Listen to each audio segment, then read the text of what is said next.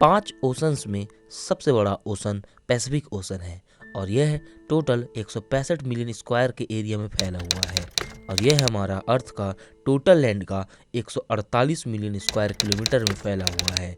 इसका मतलब अर्थ का एक बड़ा हिस्सा पैसिफिक ओशन में आ सकता है। अगर कोई इंसान इस महासागर में फंस जाए तो उसके बचने का चांस ना के बराबर हो जाता है।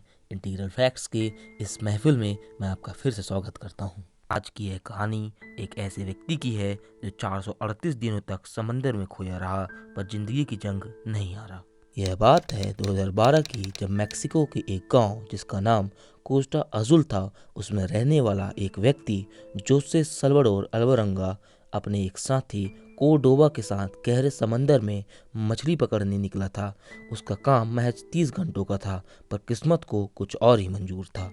उन दोनों को तट से निकले कुछ ही देर हुई थी, लेकिन उन दोनों को इस बात की जरा भी भनक नहीं थी कि उनका सामना एक भयंकर तूफान से होने वाला है। और महज कुछ ही घंटों बाद उनका सामना एक भयंकर तूफान से होता है, जिसके कारण उनकी नाव का मोटर, रेडियो सब खराब हो जाता है। रेडियो के खराब होने के कारण उनका संपर्क भी बाहरी दुनिया के लोगों से टूट जाता है और उनकी नाव तूफान के कहर में आकर डूबने लगती है और अपनी नाव को डूबने से बचाने के लिए उन्हें लगभग 500 किलोग्राम मछली तक को वापस समुद्र में डालना पड़ता है। अब उनके पास नाव चलाने के लिए ना तो पतवार थी, ना ही कोई टॉर्च और ना ही खाने पीने की चीजें। अब उनके पास संपर्क करने के लिए भी कोई डिवाइस नहीं था। वे दोनों समंदर में बहते चले गए। दूर दूर तक जमीन का कोई भी नामो निशान तक नजर नहीं आ रहा था। जोस ने अगले कुछ हफ्ते अपने हाथों से मछलियों, टर्टल, समुद्री पक्षियों को पकड़ा और उन्हीं को खाकर पेट भरा। उनके पास पीने तक का पानी मौजूद नहीं था और उन्हें मजबूरी में टर्टल का खून पीना पड़ा और कोर्डोबा समुद्र में तैरकर आने वाले प्लास्टिक और खाने की चीज़ों को खाने के लिए जोड़कर रखने लगे। लगभग 4 महीने बीत चुके थे और जोस का साथी कोर्डोबा कच्चा खाना खाने से तंग आ चुका था। उसने खाना पीना भी छोड़ दिया था और इसी चलते भूख के कारण उसकी मौत हो जाती है। कि मौत के बाद जोस के अंदर का आत्मविश्वास और आपा दोनों ही खत्म हो गए थे और इसी चलते उसके मन में सुसाइड करने के विचार आने लगे। कोर्डोबा के मरने के बाद जोस 6 दिनों तक उसके मृत शरीर से बात करता रहा और फिर उसे एहसास हुआ कि उन्हें हकीकत से रूबरू होना पड़ेगा और उसने कोर्डोबा के शरीर को नाव से फेंक दिया। देखते ही देखते समय बीतता गया। जोस के पास वक्त तक देखने के लिए कोई भी साधन नहीं था। ऐसे में उसने फेजेस ऑफ मून या चंद्रकला के माध्यम से वक्त का पता लगाना भी सीख लिया था। जोस ने प्रार्थना करके, गाना गा के और नाव की आइस बॉक्स पर बैठकर अपने दिन गुजारे। जोस ने कई जहाज और उस एयरलाइन को भी देखा, लेकिन उसकी कोई भी मदद नहीं कर पाया क्योंकि वह किसी को भी नजर नहीं आ रहा था। उसने अपने सर के ऊपर से गुजर रहे हवाई जहाजों को तो देखा, लेकिन उन्हें सिग्नल देने के लिए उसके पास कुछ भी नहीं था।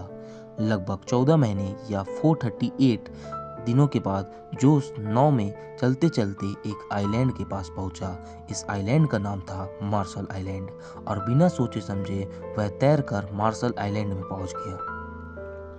इतने दिनों के बाद ये पहली बार था कि जोस अपने पैरों पर कहीं पास खड़ा था और जैसे ही वह अपने पैरों को मार्शल आइलैंड की जमीन पर रखता है तो वहीं पास बेहोश होकर गिर पड़ता है और जैसे ही उसे होश आता है तो वह देखता है कि बीच हाउस के मालिक उसके आसपास खड़े हुए हैं। बीच हाउस के मालिक जोस से उसके साथियों के बारे में पूछते हैं तो जोस उन्हें पूरी घटना के बारे में बताता है और घटना के बारे में सुनते ही बीच हाउस के मालिक पूरी तरीके से आश्चर्यचकित हो जाते हैं। मार्शल आइलैंड मेक्सिको से करीबन 5000 किलोमीटर की दूरी पर मौजूद है। यह तो जोस का गुड लक था कि समुद्र में इधर उधर न भटक कर सीधे मार्शल आइलैंड पर पहुंच जाता है। बीच हाउस के मालिकों की मदद से वह स्वस्थ रूप से अपने घर में पहुंच जाता है और घर वाले उसे देखकर बहुत ही खुश होते हैं। यह तो जोस का गुड लक था कि इतने बड़े हादसे के बाद भी वह एक छोटे से आइलैंड में जाकर पहुंच गए थे।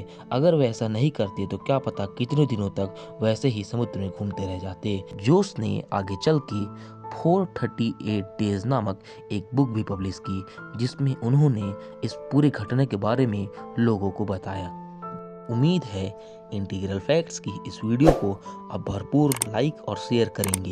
आप लोगों के लाइक कमेंट के लिए भरपूर शुक्रिया। मिलते हैं अगली बार एक शानदार वीडियो के साथ।